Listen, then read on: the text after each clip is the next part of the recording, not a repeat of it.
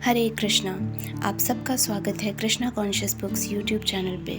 तो आज हम पढ़ेंगे व्रजमंडल दर्शन का 24वां दिन। आज के दिन हम मार्च से मानसरोवर तक की यात्रा के बारे में पढ़ेंगे। तो आइए यात्रा आरंभ करते हैं।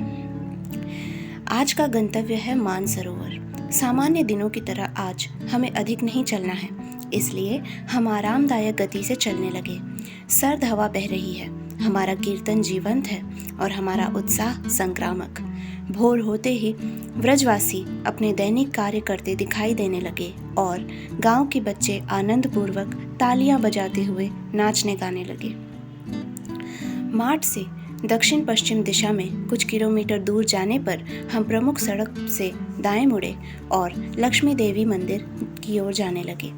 ये मंदिर बेलवन में यमुना तट पर स्थित है।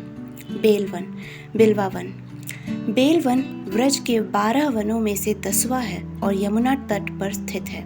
जिस स्थान से हम अभी आए हैं वह माट भद्र वन में है। बेलवन को श्रीवन भी कहते हैं क्योंकि यहीं लक्ष्मी देवी भगवान की रास लीला में प्रवेश पाने के लिए तपस्या कर रही हैं। कृष्ण, बलराम एवं ग्वाल बाल इस वन में बेल फलों से खेलने तथा उन्हें खाने आया करते थे। जब हम यहाँ पहुँचे तो सूरज ऊपर चढ़ा था। हाथ जोड़े खड़ी लक्ष्मी देवी को प्रणाम करके हम प्रातःकालीन कथा के लिए मंदिर प्रांगण में बैठ गए। आज के अतिथि वक्ता हैं गौर कृष्ण प्रभु। वे राधा गोविंद स्वामी के शिष्य एवं भागवत विद्वान तथा पटु वक्ता हैं। वे हिंदी में कथा कहते और हम उसका अंग्रेजी, बंगाली एवं रूसी में अनुवाद करते। आश्चर्य तो ये है कि तपस्या करने के बाद भी लक्ष्मी देवी की इच्छा अपूर्ण रही। चैतन्य चरितामृत के मध्य लीला में इस विषय पर एक रोचक चर्चा का वर्णन आता है। श्री चैतन्य महाप्रभु की दक्षिण भारत यात्रा के दौरान चतुर्मास बढ़ा और उन्होंने वे 4 महीने श्रीरंगम में श्री वेंकट भट्ट के घर बिताए। उस समय उन दोनों के बीच मैत्री का ऐसा मधुर संबंध बना कि कई बार वे एक दूसरे के साथ हंसी विनोद किया करते। वेंकट भट्ट निष्ठावान श्री वैष्णव थे और भक्ति भाव से लक्ष्मी नारायण की आराधना किया करते। ये जानते हुए एक दिन महाप्रभु ने विनोद में उनसे पूछा कि भगवान नारायण की पत्नी लक्ष्मी देवी संपूर्ण जगत में परम पतिव्रता मानी जाती हैं, फिर वे वैकुंठ का ऐश्वर्य त्याग कर गाय चराने वाले भगवान श्री कृष्ण का संग करना चाहती हैं। श्री चैतन्य महाप्रभु ने कालिया नाग की पत्नियों द्वारा श्रीमद् भागवतम में कहा गया एक श्लोक उद्धृत किया। कस्यानुभावोस्य न देव विद्महे तवांग्रि रेणु स्पर्शाधिकारः यद्वांछा श्री ललनाचरत तपो विहाय कामान सुचिरम धृतव्रता। हे भगवान, हम नहीं जानती कि कालिया नाग को किस प्रकार आपके चरण कमलों की रज स्पर्श होने का सौभाग्य प्राप्त हुआ है।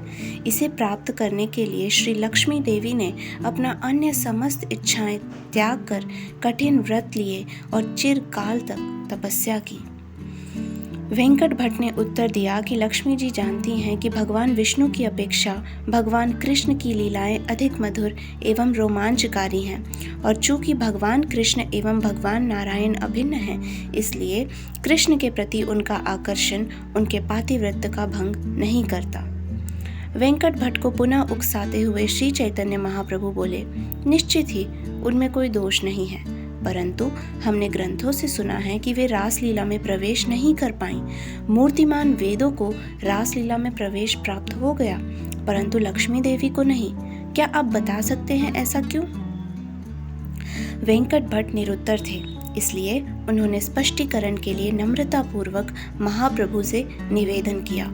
महाप्रभु ने कहा, भगवान श्री कृष्ण के चरण कमलों को केवल व्रजवासियों के चरण चिन्हों का अनुगमन करके प्राप्त किया जा सकता है। व्रजवासियों की भक्ति श्री कृष्ण को सर्वाधिक प्रिय है, क्योंकि व्रजवासी श्री कृष्ण को पूर्ण पुरुषोत्तम भगवान नहीं वरन केवल नंद महाराज का पुत्र मानते हैं। वे कई बार कृष्ण को उखल से बांध देते हैं और कई बार खेल में उनके कंधों पर चढ़ जाते हैं। मूर्तिमान वेदों ने इस पद्धति का पालन किया, और व्रज की गोपी के रूप में जन्म लेकर रासलीला में प्रवेश प्राप्त किया।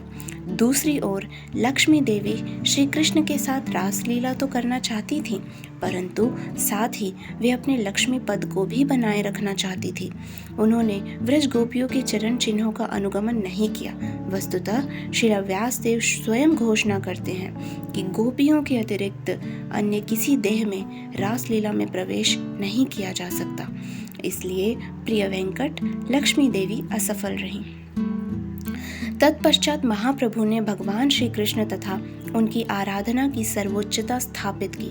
तब वेंकट भट्ट को प्रसन्न करने के लिए अंत में उन्होंने कहा कि जिस प्रकार भगवान कृष्ण तथा भगवान नारायण अभिन्न है, उसी प्रकार लक्ष्मी देवी तथा गोपियों में भी कोई भेद नहीं है। इस प्रकार लक्ष्मी देवी गोपियों के माध्यम से श्री कृष्ण का संग करती हैं।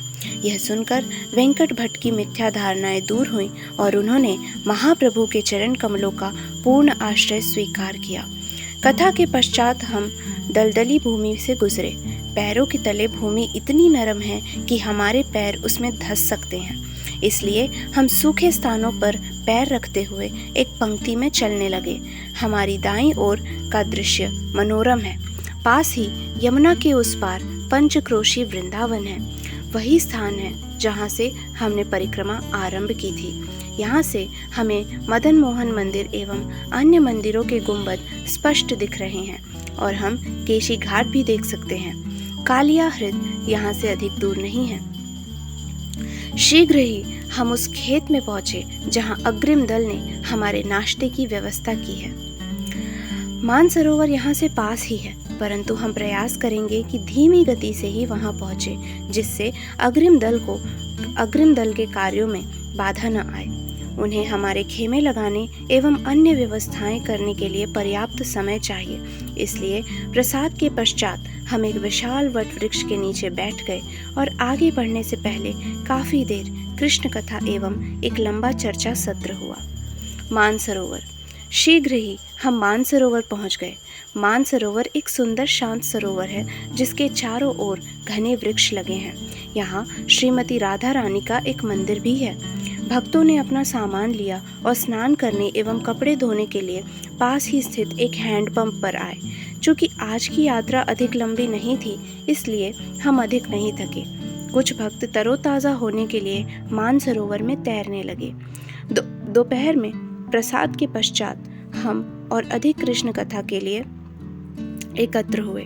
इस बार हमने श्रीमती राधा रानी के मान पर चर्चा की, क्योंकि इसी से इस स्थान का नाम मानसरोवर पड़ा।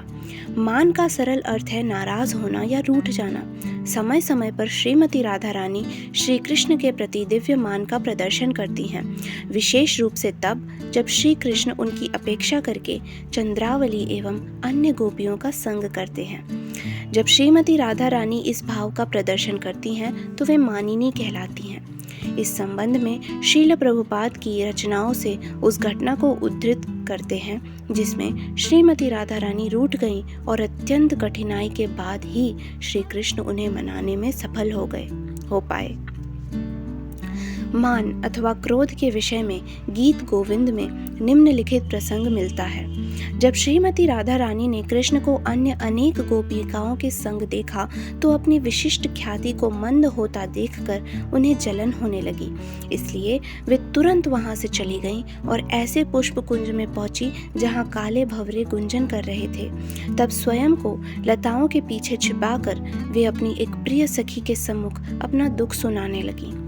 जब श्री कृष्ण ने देखा कि श्रीमती राधा रानी वहाँ नहीं है तो वे अन्य गोपियों को छोड़कर राधा रानी की खोज करने लगे। उन्हें राधा रानी कहीं नहीं मिली और अंततः उन्होंने यमुना तट पर स्थित एक कुंज में प्रवेश किया। अपने व्यवहार पर ग्लानि व्यक्त करते हुए वे राधा रानी से विरह पर शोक करने लगे। कुछ ही देर में श्रीमती राधा रानी की एक सखी कृष्ण के पास आई और उनसे विरह के दुख में दुखी अपनी स्वामिनी की स्थिति का वर्णन करने लगी।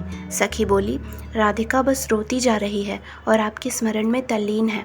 उनकी पीड़ा इतनी तीव्र हो गई है कि वे कठिनाई से अपने प्राणों को धारण कर पा रही हैं। अब आवश्यकता पड़ी मध्यस्थता करने की। कृष्ण ने तुरंत उस सखी को संदेश देकर भेजा कि राधा रानी के विरह में वे कितने पीड़ित हैं। इतना ही नहीं, सखी ने श्रीमती राधा रानी को सूचना दी कि कृष्ण उत्सुकता पूर्वक कुंज में उनकी प्रतीक्षा कर रहे हैं और वे यथाशीघ्र जाकर कृष्ण से भेंट करें। परंतु वहां जाने के बजाय श्रीमती राधा रानी लताओं के अंदर एक सुंदर कुंज में प्रविष्ट हो गईं। तब उन्होंने अपनी सखी को अपने प्रियतम श्याम के पास ये संदेश देकर भेजा कि वे उस कुंज में कृष्ण की प्रतीक्षा कर रही हैं और वे वहां आकर उनसे मिलें। सखी ने कृष्ण से कहा, हे गोपीनाथ, आपकी किशोरी प्रत्येक स्थान एवं प्रत्येक वस्तु में आपको देख रही हैं। भ्रमित हो वह काले अंधकार को अपने प्रिय श्याम सुंदर समझकर उसका आलिंगन कर लेती हैं।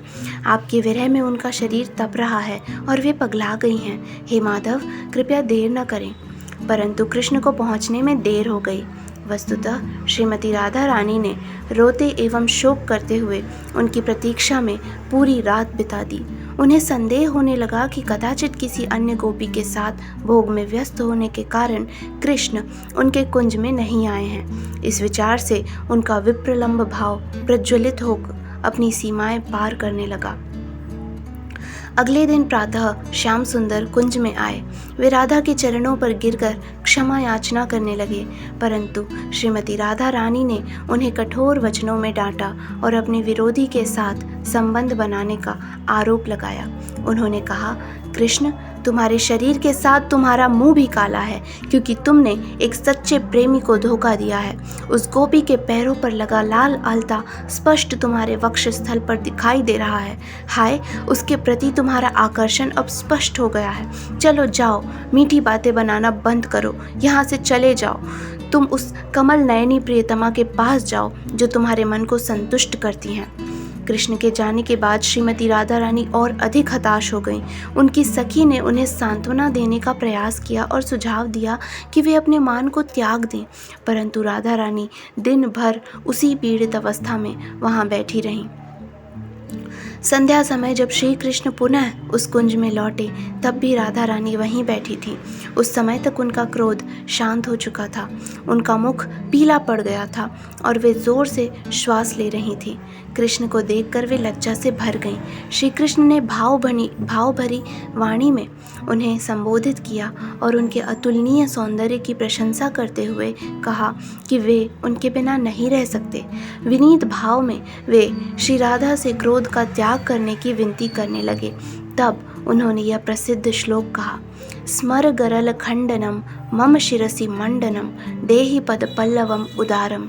हे राधे, तुम्हारे चरण कमल मेरी सारी इच्छाएं पूरी करेंगे, इसलिए कृपया इन्हें मेरे सिर पर रख दो। मैं कामदेव की अग्नि ज्वालाओं में दहक रहा हूँ। कृपया मुझे अपने शीतल चरण कमलों के स्पर्श से इस पीड़ा से मुक्त करो। रात्रि होने तक कृष्ण ने श्रीमती राधा रानी को पूरी तरह उनका मान त्यागने के लिए मना लिया। तब दिव्य युगल मूर्ति ने आकर्षक परिधान पहने और एक अलग कुंज में मिलने की तैयारी करने लगे। श्रीमती राधा रानी इस मिलन के लिए सज रही थी और उनकी दक्ष सखियां अपनी बातों से उनकी मिलन की उत्कंठा को बढ़ाने लगी। अंततः इस प्रकार मान लीला समाप्त हुई और राधा कृष्ण पुनः एक होकर कुंज में अपनी गुह्य लीलाओं का रसास्वादन करने लगे। मान सरोवर के मार्ग में एक इमारत है। कई अवसरों पर मैं इसके भीतर गया हूँ और वहाँ श्रीमती राधा रानी के चरण पकड़े श्री कृष्ण का सुंदर चित्र देखा है।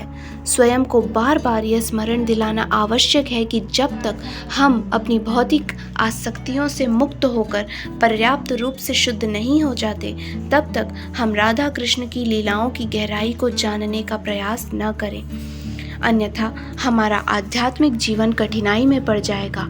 ये गुह्य लीलाएं कृष्ण भक्ति का चरम शिखर हैं और हमें चाहिए कि हम इन्हें अत्यंत सम्मानपूर्वक शिरोधार्य करें। सामान्यतया हम अपरिपक्व अवस्था में उन विषयों पर चिंतन चर्चा करने लगते हैं जिसके लिए हम अभी तक योग्य नहीं हैं। हमें सदैव इस खतरे का स्मरण रखना है।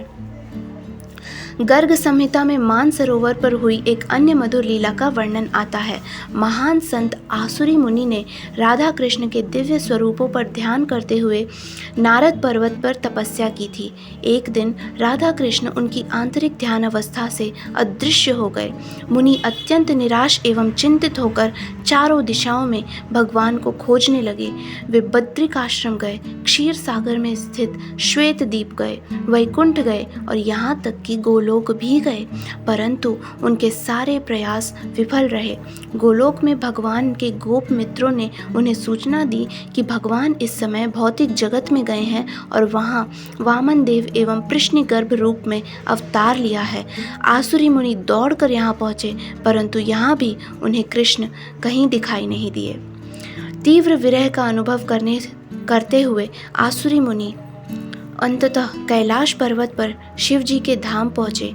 शिव जी ने प्रेम पूर्वक उनका स्वागत किया और उनकी निराशा भरी कहानी सुनकर उन्हें सूचना दी कि इस समय भगवान वृंदावन में अपनी रासलीला की तैयारी कर रहे हैं। शिव जी ने कहा कि वे स्वयं रासलीला के दर्शन के लिए जा रहे हैं और यदि मुनि चाहे तो उनके साथ चल सकते हैं, किंतु वहां पहुंचने पर इन दो महान भक्तों को रास स्थली में प्रवेश की अनुमति नहीं दी गई।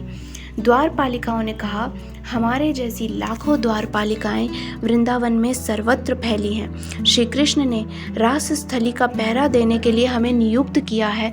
इस रासलीला में श्री कृष्ण ही एकमात्र पुरुष हैं, उनके अतिरिक्त वहाँ केवल गोपियाँ हैं। हे मुनिवर, यदि आप भगवान श्री कृष्ण का दर्शन करना चाहते हैं तो पहले मानसरोवर में स्नान करके आइए, तब आप गोपी बन जाएंगे और कदाचित आपको प्रवेश मिल सकेगा। तब भगवान शिव एवं आसुरी मुनि ने गोपी का रूप प्राप्त करने के लिए मानसरोवर में स्नान किया। इस प्रकार वे रास मंडल में प्रवेश कर सके, जहां उन्होंने भगवान एवं उनकी नित्य संगिनियों के साथ अद्भुत रासलीला के दर्शन किए और उनकी स्तुति की। इस प्रकार उनके हृदय आनंद से भर उठे। वृंदावन के गोपेश्वर महादेव मंदिर में हम गोपी रूप में भगवान शिव का दर्शन कर सकते हैं। प्रातः समय वे अपना सामान्य शिवलिंग के रूप में होते हैं और दोपहर के समय वे गोपी वेश धारण करते हैं।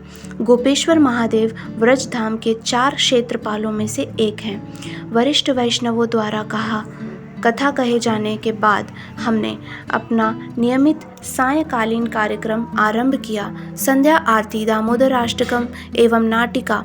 आज हमने कृष्ण को एक गोपी के घर माखन चुराते देखा। व्रजमंडल परिक्रमा में अब केवल 6 दिन शेष हैं। भक्तगण अपने मन में ये विचार भी लाना पसंद नहीं कर रहे। पश्चिमी देशों के भक्त मुझसे कह रहे हैं कि वे पुनः पाश्चात्य जीवन में प्रवेश नहीं करना चाहते, परंतु यहाँ हमने समझा है कि व्रज परिक्रमा कोई बाह्य अनुभव नहीं है। यदि हम अपने हृदय को पवित्र बना सकें और श्री श्री राधा कृष्ण के चरण कमलों की भक्ति में एकनिष्ठ हो सकें तो वृंदावन विश्व के किसी भी कोने में हमारे साथ जाएगा। हो सकता है कि कुछ भक्त व्रज को अपने हृदय में स्थापित करने के अयोग्य समझें, परंतु यदि कोई एक बार व्रजमंडल परिक्रमा करता है तो श्री कृष्ण के पवित्र धाम की मधुर स्मृतियाँ उसके जीवन में ऐसी छाप छोड़ेंगी कि वह कभी व्रज को भुला नहीं पाएगा। तो इसी के साथ आज की हमारी रीडिंग समाप्त होती है। तो मिलते हैं आपसे अगले दिन। हरे कृष्णा।